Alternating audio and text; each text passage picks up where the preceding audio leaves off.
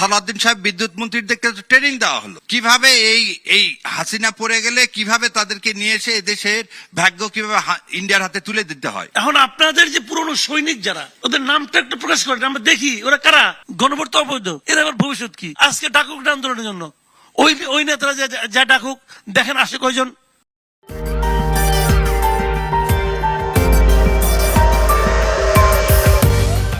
এই জাতি হচ্ছে একটা দুর্ভাগ্য জাতি। এই জাতির প্রথম অস্থায়ী রাষ্ট্রপতি তৈরি করে দেয় অন্য একটা দেশ,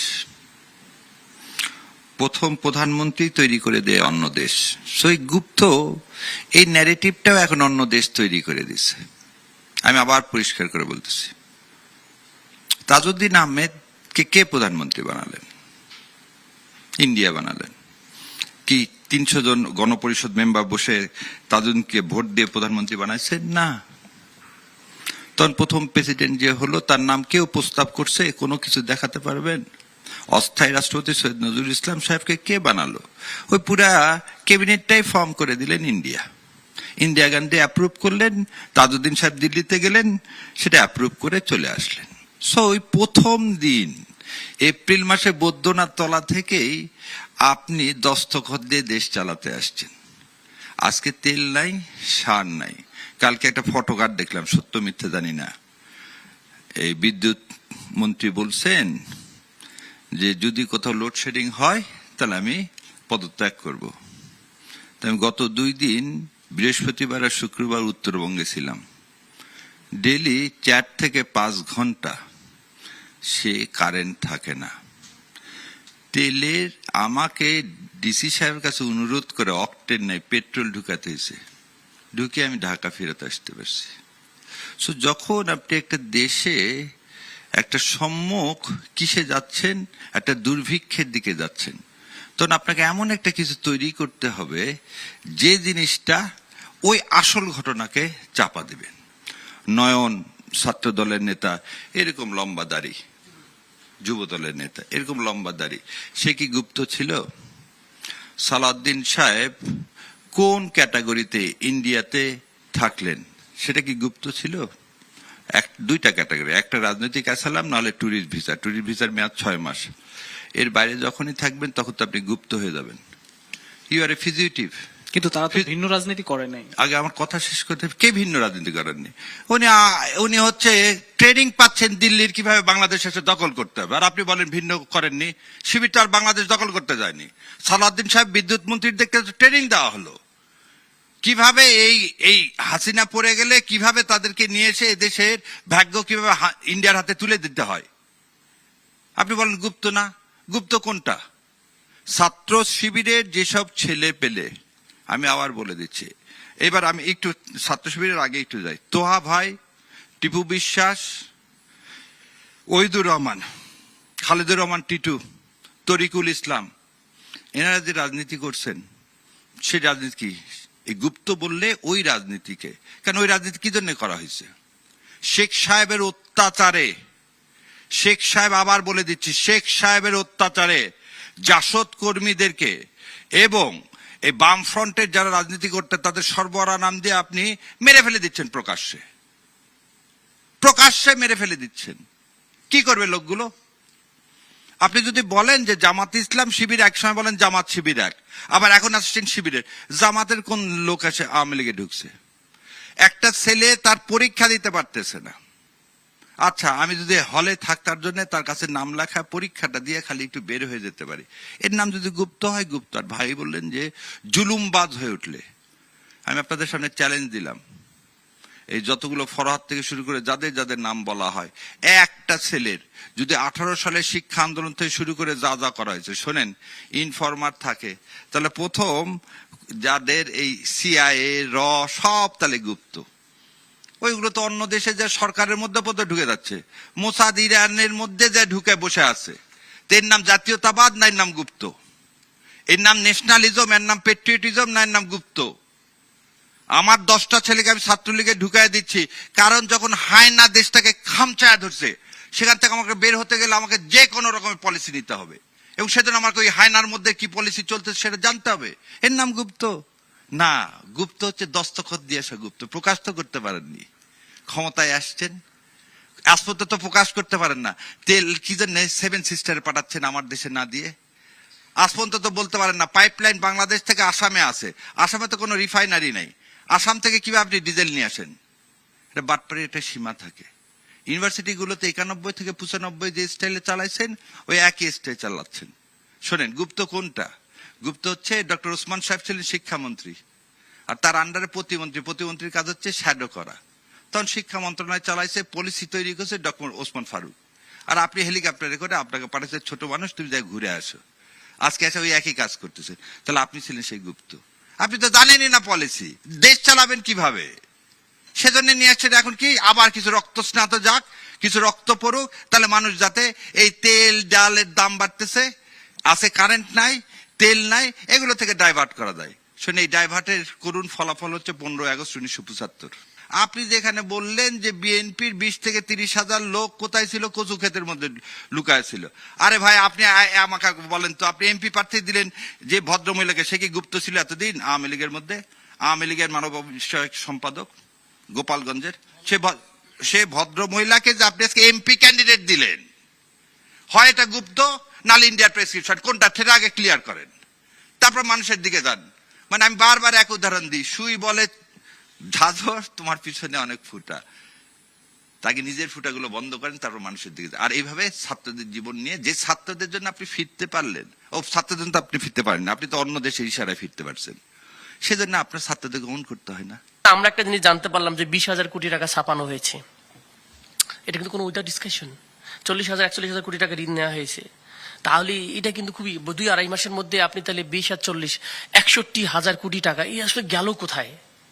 আবার আপনি দাঁড়ায় বলতেছেন কোন আমাদের স্বাস্থ্যমন্ত্রী বলতেছে যে আমাদের সুইচ কেনার টাকা নাই, আমাদের বিভিন্ন জায়গায় হসপিটালের সমস্যা, এগুলো দিতে পারতেছি না টাকা। তাহলে সমস্যাটা কিন্তু ক্লিয়ার থাকা উচিত।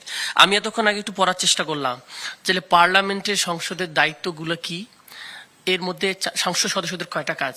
এই 4 নম্বর কাজের মধ্যে একটা কাজ হলো সরকারকে ট্রান্সপারেন্ট মানে অ্যাকাউন্টেবল করার জন্য আমাকে সংসদীয় কমিটিতে বিরোধী দলের যথেষ্ট ভূমিকা, বিরোধী দলের সদস্য ভূমিকা রাখা।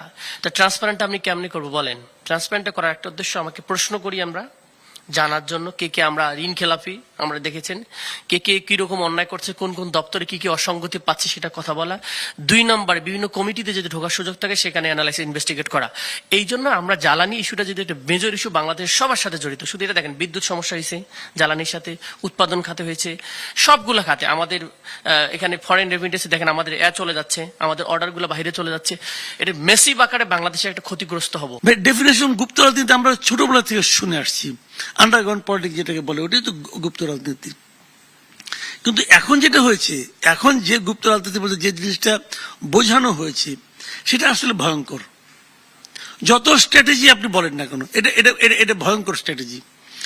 পৃথিবীতে দেখেন যে গুপ্তচর বৃত্তি বলে না, গুপ্তচর বৃত্তিটা ভালো কিছু না। একটা রাষ্ট্র অন্য একটা রাষ্ট্রের মধ্যে তাদের নাগরিকের মতো করে সে এখানকার তথ্য সংগ্রহ করে আমাকে দিবে, এটা পৃথিবীর কেউ ভালো চোখে দেখে না। এটা দেখে না রে ভাই, এটা মন্দ কাজ। এই মন্দ কাজকে আপনি গ্লোরিফাই করার যদি চেষ্টা করেন তখন সেটাকে আমি পছন্দ করব না। আপনি করতে পারেন, আমি পছন্দ বাইরে আমি করব না। এখন ছাত্রলীগের মধ্যে ছাত্র শিবিরে ঢুকেছিল তো, এবং যখন সে ঢুকেছিল তো ছাত্রলীগ তাকে তার দলে নেবে কেন? তারা যে অপকর্মগুলি করেছে সেই অপকর্মগুলি এরাও করেছে বলে তো তাকে ভালোবেসে বুকে জড়াই নিছে না। দেখুন ওই লোকটা যদি বলে যে আমি জীবন বাঁচাতে ওখানে ছিলাম, ভালো, আপনি জীবন বাঁচাতে ওখানে ছিলেন, তা আপনি জীবন বাঁচাতে ওদের সঙ্গে মারামারি করছেন কেন? ওদের সঙ্গে মিলে আপনি নিরীহদেরকে মারছেন কেন? মারছেন তো রে ভাই, আপনি তো হেলমেট পরে মারছেন। এখানেও দেখলাম, চিটাগাঙ্গেও দেখলাম হেলমেট পরে আসছে। আমি তো স্ট্রেট বলছি, আমি আরো অনেক আগেই বলছি, ছাত্রলীগের যে হেলমেট বাহিনী ছিল এটা গুপ্ত। আমি মনে করি কেমন তারা নিজেদের ঢাকে কেন? এখন আমার মানে এখানে মানে মূল যে বক্তব্যটা দেখেন, এই মূল বক্তব্য একটা কথা বলি আপনাকে।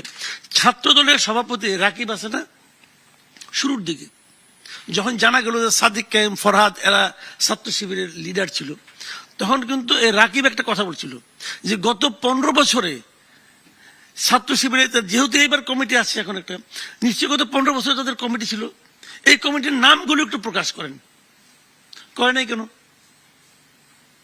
প্রকাশ করলে আমি তো আশঙ্কা করি প্রকাশিত হলে পরে ওই কমিটি অনেক লোক বিএনপির লিডারও আছে।